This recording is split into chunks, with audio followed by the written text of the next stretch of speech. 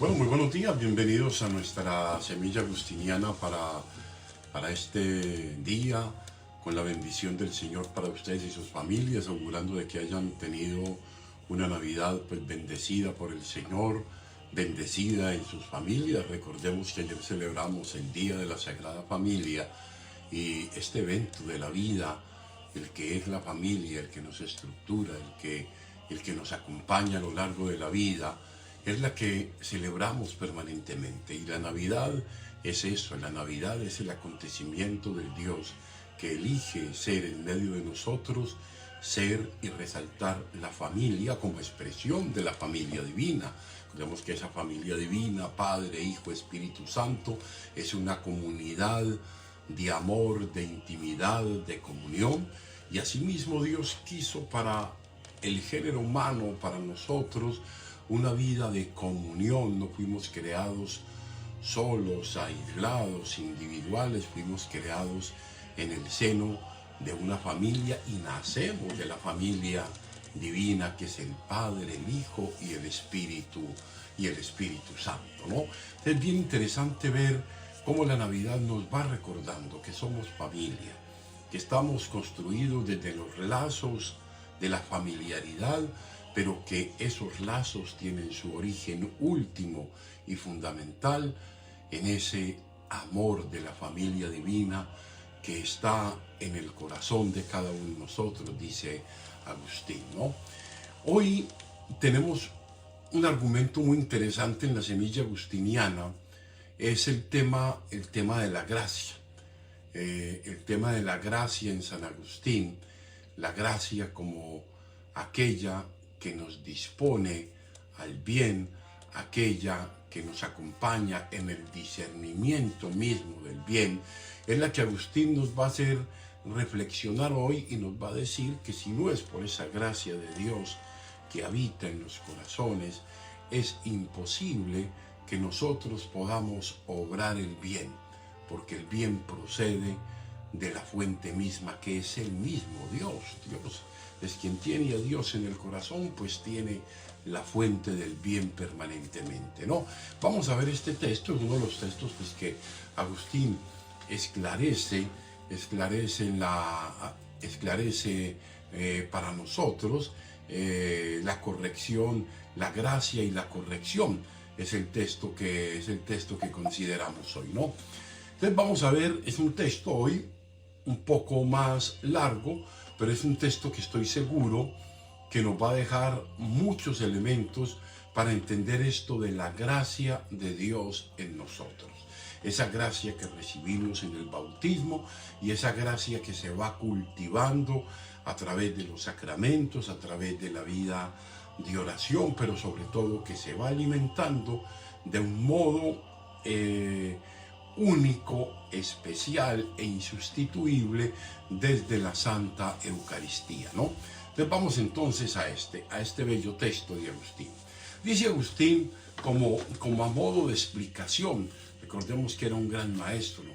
Un gran docente, ¿no? Un gran hombre preparado en la palabra. Dice Agustín: hemos de formarnos una idea exacta acerca de la gracia de Dios por mediación de Jesucristo nuestro Señor, por la cual solamente son librados los hombres del mal y sin la cual no hacen absolutamente ningún bien. Entonces, esa gracia de Dios por la que son los hombres librados del mal y sin la cual no hacen absolutamente ningún bien, dice, ni de pensamiento, ni de palabra, ni de deseo, ni de amor, ni de obra. O sea, sin esa gracia de Dios no se obra, según Agustín, ningún bien. Y esto no quiere decir que no haya participación ni decisión, esto lo vamos a ver más adelante, ¿no? Entonces, ella, o sea, la gracia de Dios, ella no solo les da a conocer la doctrina del bien. La gracia no solamente te conduce para conocer la doctrina del bien, sino que también comunica, esto es bien importante lo que dice Agustín a continuación, también comunica la fuerza para practicar con gusto lo que sabe. O sea, una gracia que nos capacita para conocer, pero una gracia que nos comunica la fuerza para obrar con gusto ese bien en nuestra vida. Continúa Agustín, mire, pues esta inspiración de buena voluntad y de fuerza pedía el apóstol Pablo pedía para aquellos a quienes decía. Pablo pedía esa gracia para sus comunidades. Pablo decía, con todo, fíjense lo que dice Pablo, con todo, roguemos a Dios para que nada malo hagan. Con todo, roguemos a Dios para que nada malo hagan.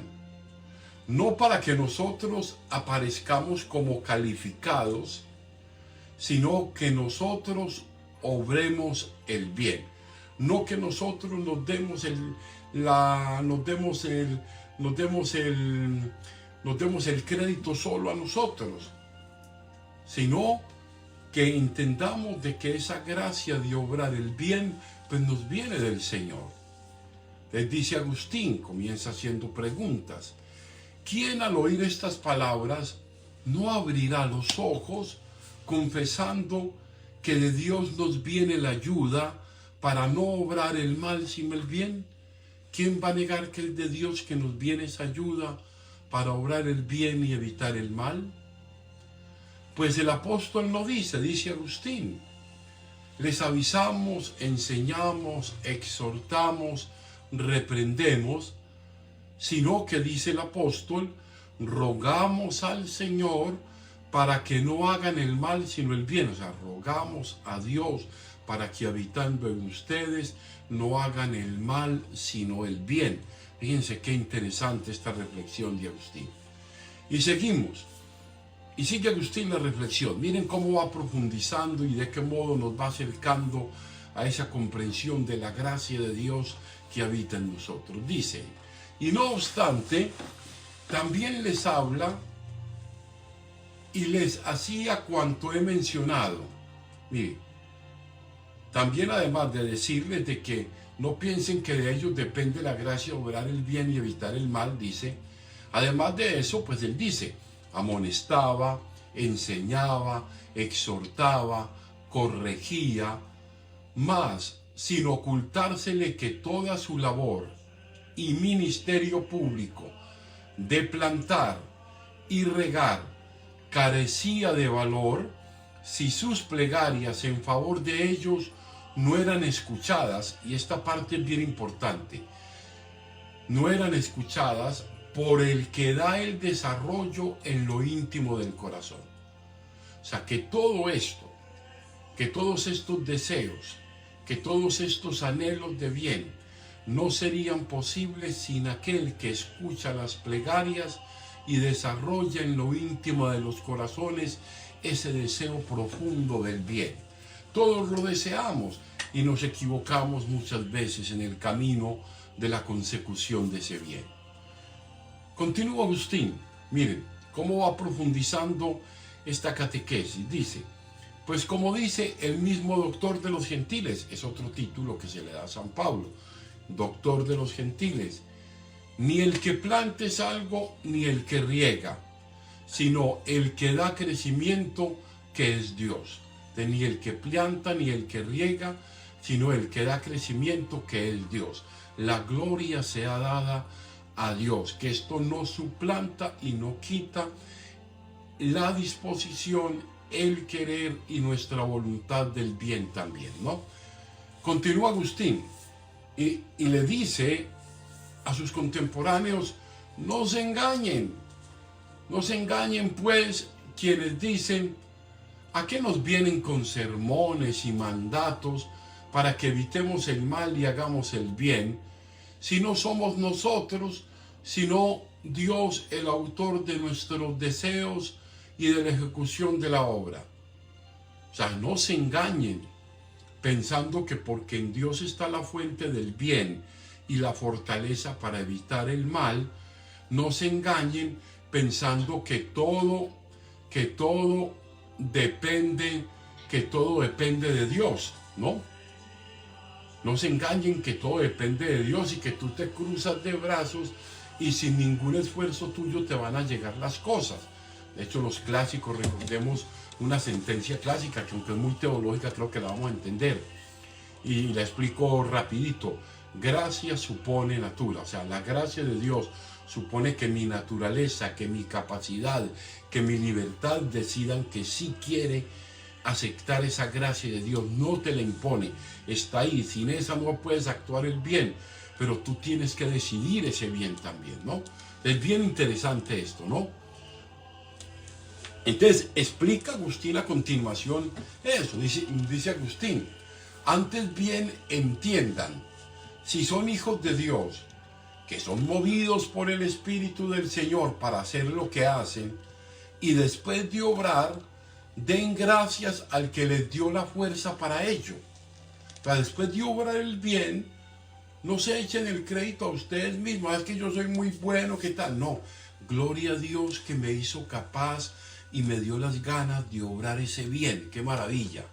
Entonces, son movidos ciertamente para obrar, pero no de modo, ojo, pero no de modo que ellos nada pongan de su parte. Ya lo explicaba anteriormente.